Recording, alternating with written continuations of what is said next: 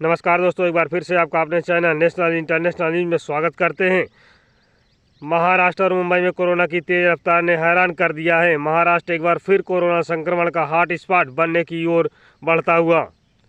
महाराष्ट्र में बीते 24 घंटे में कोरोना के 2701 नए मामले सामने आए हैं। अकेले मुंबई में 1765 नए केस दर्ज किए गए हैं। वहीं दिल्ली में बीते 24 घंटे में कोरोना संक्रमण के 564 नए मामले सामने आए हैं, जबकि एक शख्स की संक्रमण से मौत हो गई है। इसके साथ ही देश में महंगाई और महंगे लोन का दौर अभी जारी रहेगा। इसकी वानगी बुधवार को एक बार फिर दिखाई दी, जब आरबीआई ने रेपो रेट में फिर 50 आधार अंक की बढ़ोतरी कर दी।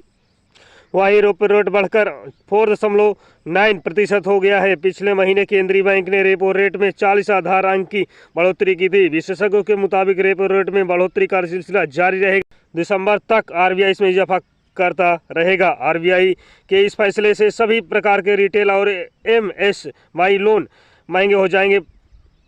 भारत के खिलाफ अपने दोहरे रवैये से चीन बाज नहीं आ रहा है। एक तरफ वो सीमा पर तनाव को कम करने के लिए कमांडर स्तर की बातचीत कर रहा है, वहीं दूसरी तरफ सीमा के पास अपने क्षेत्र में बड़ी सैन्य तैयारी करने के साथ ही पुल और बस्तियां बसाने जैसे उकसाने वाला काम भी कर रहा है। कमांडिंग जनरल चार्ल्स ए फ्लिन ने चीन की वामपंथी सरकार के इस अस्थिर और शत्रुतापूर्ण व्यवहार को हिंद प्रशांत क्षेत्र के लिए खतरे की घंटी बताया है। रूस ने साफ कर दिया है कि अंतर्राष्ट्रीय बाजार में गेहूं की आपूर्ति के लिए उसके ऊपर लगे प्रतिबंध हटने चाहिए। प्रतिबंध हटे मार्ग से गेहूं की आपूर्ति कर पाना संभव नहीं है। नाटो के सदस्य देश तुर्की ने रूस की इस शर्त का समर्थन किया है, जबकि इटली ने रूस से यूक्रेन को गेहूं के निर्यात का रास्ता देने के लिए कहा है।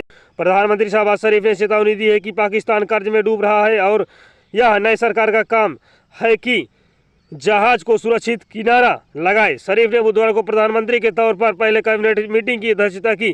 प्रधानमंत्री ने कहा, मैं इसे वार कैबिनेट के तौर पर पहचान देता हूं, क्योंकि आप गरीबी, बेरोजगारी और महंगाई के खिलाफ लड़ रहे हैं। यह सभी परेशानियों के लिए खिलाफ जंग है। उन्होंने कहा कि देश को परेशानियों से निजात दिलाते हैं, विशेषकर गरीब परिवारों को संकट से उबारने में बुरी तरह असफल रही देश में जारी समस्याओं की गिनती कराते हुए प्रधानमंत्री ने बिजली किल्लत व भारी कर्ज के बोझ पर जोर दिया। भारत और साउथ अफ्रीका की टीम के बीच 5 मैचों की सीरीज का पहला मुकाबला आज शाम दिल्ली के अरुण जेटली स्टेडियम में खेला जाएगा। भारत को इससे जोरदार झटका लगा है। इस सीरीज के लिए कप्तान बनाए गए केएल राहुल चोटिल होने की वजह से अब इस मैच में नहीं खेल पाएंगे। साउथ अफ्रीका अपनी ताकतवर टीम के साथ पहुंची है और वह पहले मैच में जीत हासिल कर बढ़त बनाना चाहेगी।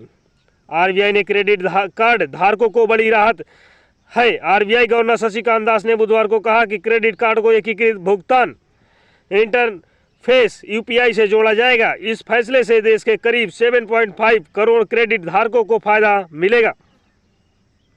मौद्रिक नीति समिति एमपीसी के फैसलों की जानकारी देते हुए गवर्नर शक्तिकांत दास ने कहा कि शुरुआत में सिर्फ रुपए क्रेडिट को यूपीआई से जोड़ा जाएगा, बाद में सभी क्रेडिट कार्ड इसके दायरे में लाए जाएंगे। अभी यूपीआई का भुगतान मुख्य रूप से डेबिट कार्ड होता है। ने कहा कि इस संबंध में आरबीआई की ओर से विस्तृत योजना की जानकारी प्राप्त हुई है। भारत और वियतनाम ने बुधवार को वर्ष 2030 तक रक्षा संबंधों के दायरे और पैमाने को और व्यापक आधार बनाने के लिए कहा लॉजिस्टिक सपोर्ट एग्रीमेंट पर हस्ताक्षर किए हैं। विजन डॉक्यूमेंट कहा जा रहे इस समझौते के साथ भारत और वियतनाम एक दूसरे के सैन्य का प्रयोग कर पाएंगे। इस समझौते की आवश्यकता है। इससे होने वाले लाभ के बीच मन में प्रश्न उठता है कि इसके माध्यम से दक्षिण पूर्व एशिया में भारत अपनी उपस्थिति दर्ज कर सकता है और चीन को कैसे नियंत्रित कर सकता है।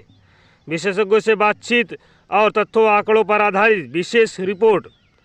पूर्वी यूक्रेन में भीषण गोलाबारी के बीच रूस ने यूक्रेन रक्षा पंक्ति ध्वस्त करने के लिए अपने सैनिकों को मैदान में उतार दिया है। यूक्रेनी सेना भी सिविरो डोनेस्क से रूसी सैनिकों को खदेड़ने के लिए गली में फैल चुकी है और उनका पुरजोर मुकाबला कर रही है। राष्ट्रपति वोलोदिमीर जेलेंस्की ने एक वीडियो जारी करते हुए सैनिकों की संख्या बढ़ी है और ये आत्मसमर्पण नहीं करने वाले। इस बीच रूसी रक्षा मंत्री सरगोई सुगोई ने रूस ने 61 अमेरिकी नागरिकों पर प्रतिबंध लगाया है। इसका ऐलान रूस के विदेश मंत्रालय ने सोमवार को किया।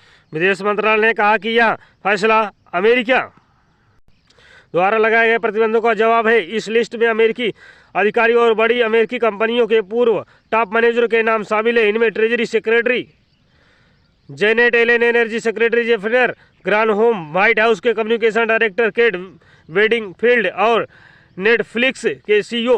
भारत की दिग्गज महिला खिलाड़ी और वनडे कप्तान मिताली राज ने इंटरनेशनल क्रिकेट संन्यास की घोषणा कर दी है। मिताली ने भारत के लिए 23 साल क्रिकेट खेला और उनके पास महिला क्रिकेट में सबसे ज़्यादा रन बनाने का रिकॉर्ड है। मिताली ने बुधवार को सोशल मीडिया पर एक संदेश जारी करते हुए बीसीसीआई और सभी चाहने वालों को धन्यवाद कहते हुए इस बात की जानकारी उन्होंने लिखा, इतने